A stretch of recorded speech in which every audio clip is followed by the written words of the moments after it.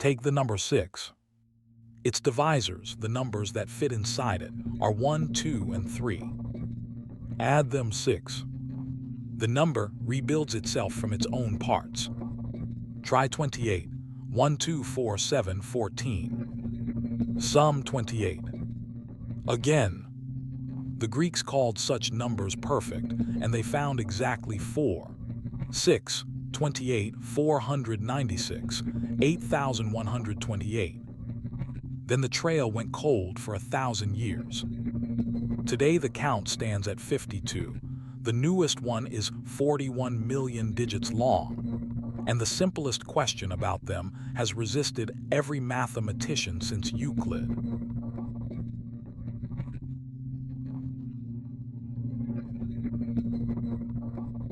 Give every number its balance sheet. List its proper divisors, everything below it that divides it cleanly, and add them up. 12, 1, 2, 3, 4, 6, total 16. Overweight. 12 is called abundant. 10, 1, 2, 5, total 8. Underweight, deficient. Perfection is the knife's edge, the parts sum to exactly the whole. Weigh every number up to 1,000,000 and the ledger is brutal. 75% deficient, 25% abundant, and perfect. 4. 4 numbers in 1,000,000. Whatever perfection is, it is not normal.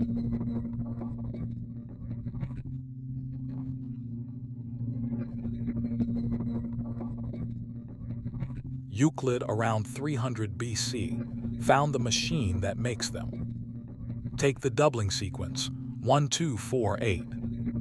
Add terms from the start until the sum is prime.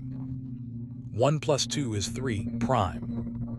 Multiply by the last term, 3 times 2, 6. Perfect. 1 plus 2 plus 4, 7, prime. 7 times 4, 28. Perfect. Keep going. 31 times 16, 496. 127 times 64, 8128. Every prime of the form 2 to the p minus 1 stamps out a perfect number. The hunt for perfection becomes a hunt for a special breed of primes.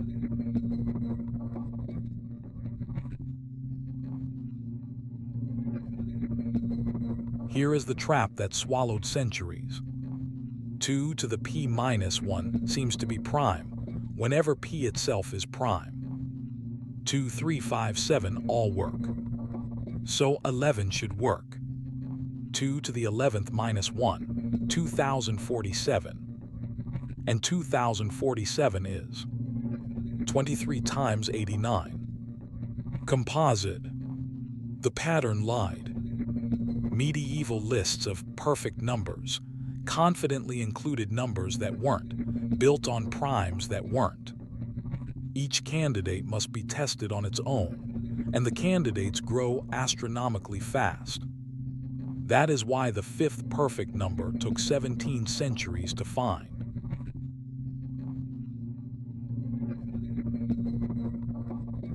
Around 1456, an anonymous manuscript finally recorded the 5th, 33,550,336. Built from p equals 13, 8,192 times 8,191. Notice what the gap did, from 8,000 to 33 million. The 6th and 7th, found by Cataldi in 1588, leap into the billions. Perfect numbers do not grow, they explode, roughly doubling in digit count each time. Whatever tools you use to find the last one are nearly useless for the next.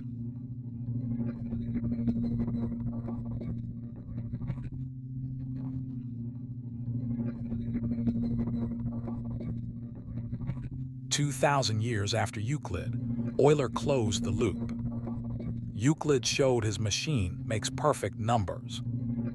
Euler proved the converse.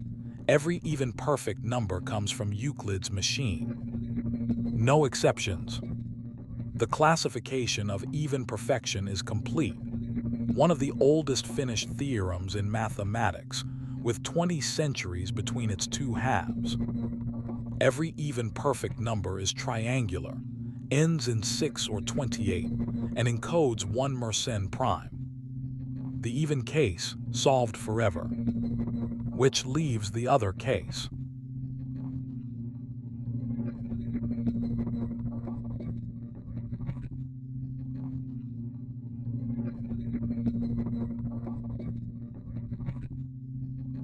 Does an odd perfect number exist?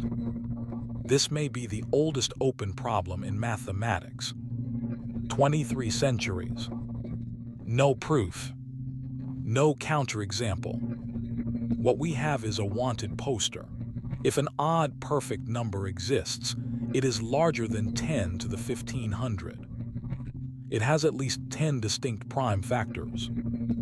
Its largest prime factor exceeds 100 million. Constraint after constraint, the hiding space shrinks, yet no one can push it to zero. Sylvester called its existence little short of a miracle. Most number theorists bet against it. The bet has been open since Euclid.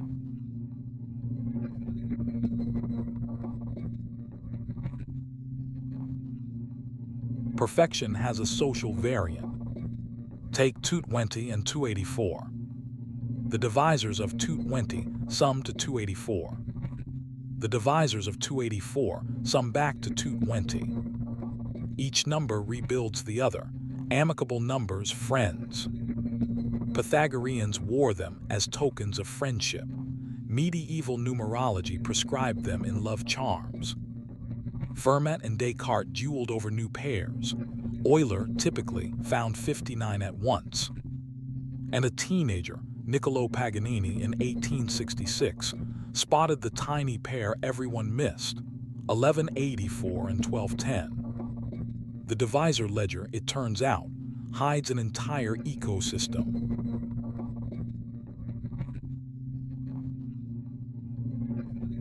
The modern hunt is a planetary machine.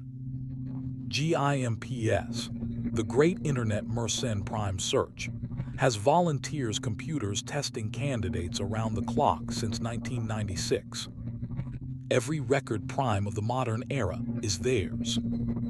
The current champion, found in October 2024, 2 to the 136,279,841 minus 1. 41 million digits printed, it would fill a small bookshelf. And by Euclid's ancient recipe, it instantly mints the 52nd known perfect number. A theorem from 300 BC, still stamping out numbers in 2024.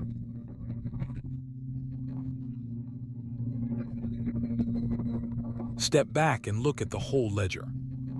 52 perfect numbers in an infinity of integers. Are there infinitely many? Unknown, that's another 23rd century question. The known ones thin out mercilessly. 4 below 10,000, one more by 33 million, then gaps that swallow all the atoms in the universe between neighbors. Perfection in the arithmetic world is not an achievement. It is an accident, a coincidence between doubling and primality that the integers permit only rarely, and may permit only finitely often.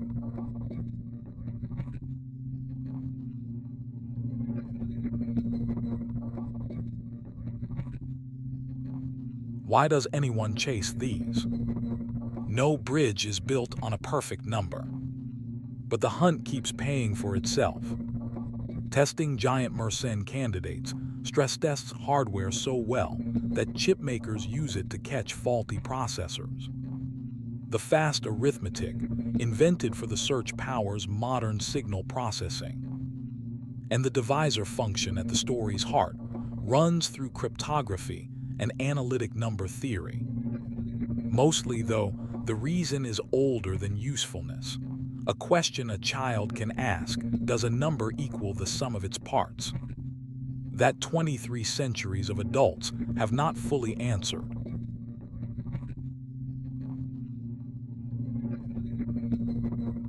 6, 28, 496, 8128. Then a 17th century silence, a trap at p equals 11, Euler closing the even case, and a planet of volunteers pushing the count to 52. Still open, is there a 53rd? Are there infinitely many? Is there an odd one?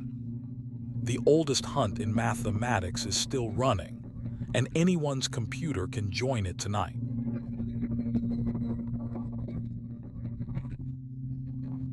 A number equal to the sum of its parts. 52 found. Infinity to go.